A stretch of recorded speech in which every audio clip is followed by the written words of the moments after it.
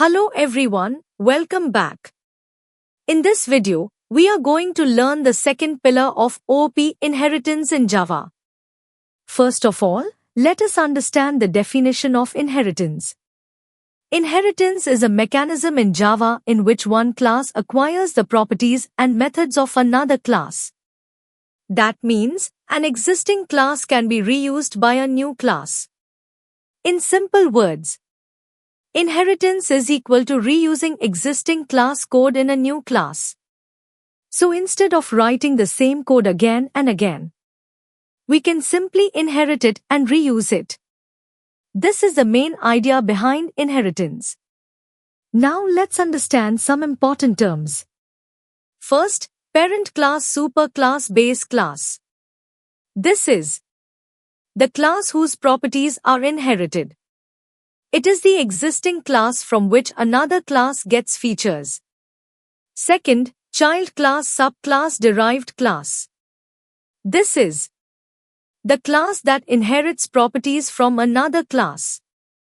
So, parent class gives features.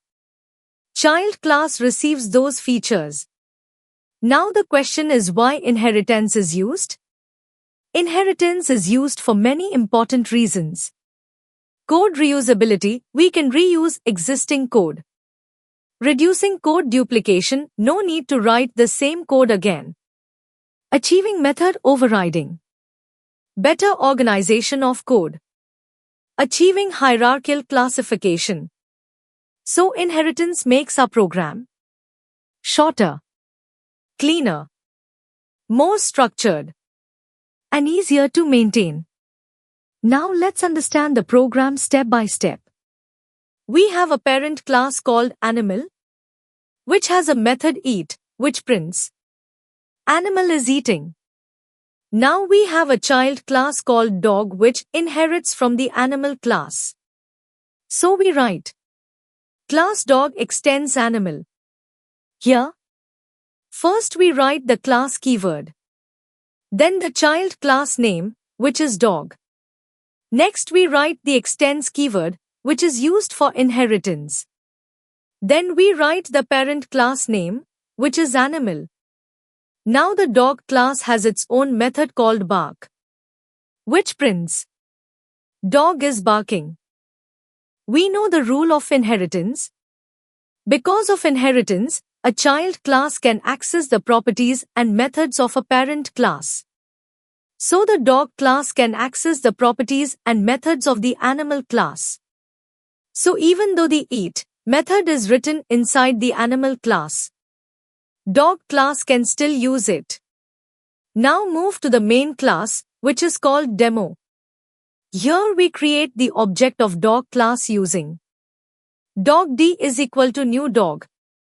Now using this object d, we call two methods. First we call d.eat. So what happens internally? It first goes to the dog class to check the eat method. But in the dog class, eat method is not available.